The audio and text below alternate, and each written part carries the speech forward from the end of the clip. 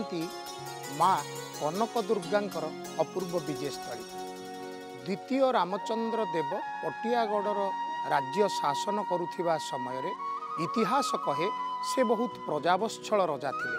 କୃଷିର, ବାଣିଜ୍ୟର, ସାହିତ୍ୟର ବିଭିନ୍ନ ଦିଗର ବିକାଶ ପାଇଁ ସେ ସଦାସର୍ବଦା ଚେଷ୍ଟା କରିଥିଲେ। ତାଙ୍କରି ସମୟରେ ପୁରୁଣା ପଟିଆଗଡ଼ରୁ ବର୍ତ୍ତମାନର ଏ ନୂଆ ପଟିଆଗଡ଼କୁ ତାଙ୍କର ରାଜବାଟୀ ସ୍ଥାନାନ୍ତରିତ ହୋଇଥିଲା।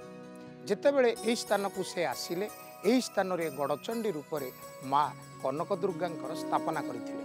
ଶ୍ରୀଜଗନ୍ନାଥ ମନ୍ଦିରରେ ମହାପ୍ରଭୁ ପୂଜାନୀତି ଗ୍ରହଣ କରୁଥିବା ସମୟରେ ମହାପ୍ରଭୁଙ୍କର ନବକଳେବର ହୁଏ ଏବଂ ନବକଳେବରରେ ଏଇ ମା ସାକ୍ଷୀ ହୁଅନ୍ତି। ଏ ସ୍ୱୟଂ ଅଧ୍ୟାଦେଶ ଦିଅନ୍ତି ଏବଂ ତାଙ୍କରି ଆଦେଶ ବଳରେ ଜଗନ୍ନାଥ ମହାପ୍ରଭୁଙ୍କର ଦାରୁ ବିଗ୍ରହ ନିର୍ମାଣ ହୋଇଥାଏ।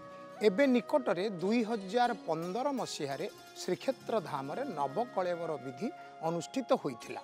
କିନ୍ତୁ ଏଠି ପଟିଆଗଡ଼ରେ ଯେବେଠାରୁ ମହାପ୍ରଭୁ ଶ୍ରୀଜଗନ୍ନାଥଙ୍କ ମନ୍ଦିର ହେଲାଣି, ଯେବେଠାରୁ ମହାପ୍ରଭୁଙ୍କର ଦାରୁ ବିଗ୍ରହ ଏଠି ପୂଜା ପାଇଲେଣି, ସେବେଠାରୁ ନବକଳେବର ହୋଇନଥିଲେ। 2016 ମସିହାରେ ମହାପ୍ରଭୁଙ୍କର ନବକଳେବର ବିଧି ଅନୁଷ୍ଠିତ ହୋଇଛି। ଏଇ ମାଙ୍କର ଆଶୀର୍ବାଦ, ଏଇ ମାଙ୍କର ଦିଗ୍ଦର୍ଶନରୁ ମା କନକ ଦୁର୍ଗାଙ୍କର ଦର୍ଶନ କରନ୍ତୁ, ଅପୂର୍ବ କୃପା ଲାଭ କରନ୍ତୁ।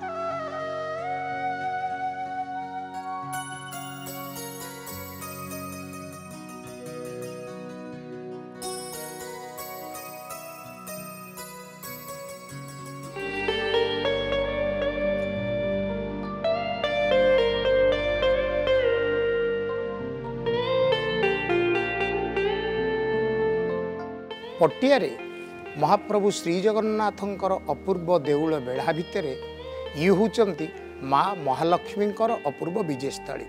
वायुकोण रे एई मंदिर भितर सुलुसुलिया पवन खाऊ खाऊ आमे मने पकाउचे सेही अतीत पटियागढ़र इतिहासर कथा।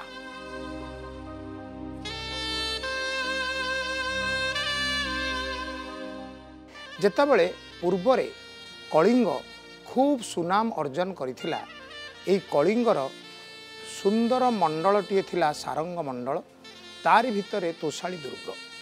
एठी अधिपति माने खूब वीर थिले।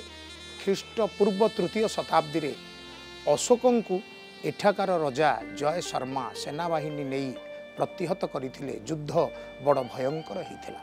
गजपति राजा मुकुंददेव जितेबेले कलापहाड़ सह संग्राम कले, गोहिरा टिकिरी रे तांकर निधन हैला।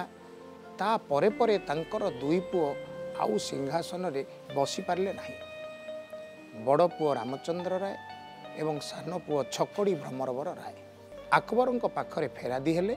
सेतबेलकु रमेई राउतरा सी भुईवंशर राजा होई खोर्धागढ़र सिंहासन को अधिकार कर सारी थांती। मोगल मानकर शासन काल रे छकड़ी भ्रमरवर राय एठी पटियागढ़ स्थापन करिवा परे सारंगगढ़रू ताहा पुरुणा पटियागढ़ एवं पुरुणा पटियागढ़रू वर्तमानर पटियागढ़ तांकर वंशधर मानक द्वारा भिन्न भिन्न समय रे स्थानांतरित होईछि।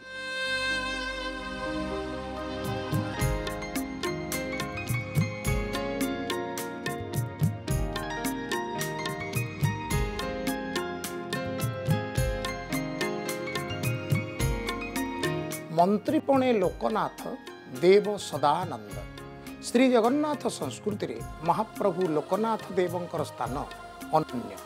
लोकनाथ महाप्रभु श्री जगन्नाथ महाप्रभुंकर मंत्री, से तांकर भंडार रक्षक। महाप्रभुंकर भंडार रक्षक रूप में तांकर सकल प्रकार अलंकार वस्त्र अन्यान्य सकल द्रव्य महाप्रभु लोकनाथ हेजपात ही रही बोली विश्वास करा जाए।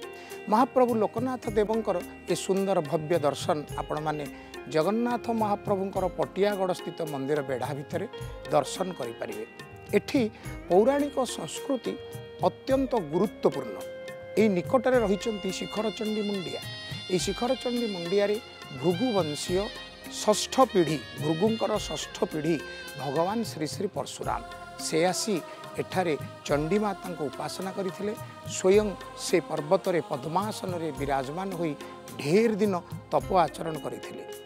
एई पटियागढ़ शिखरचंडी मां को निजर इष्टदेवी रूप में पूजा करि थाए।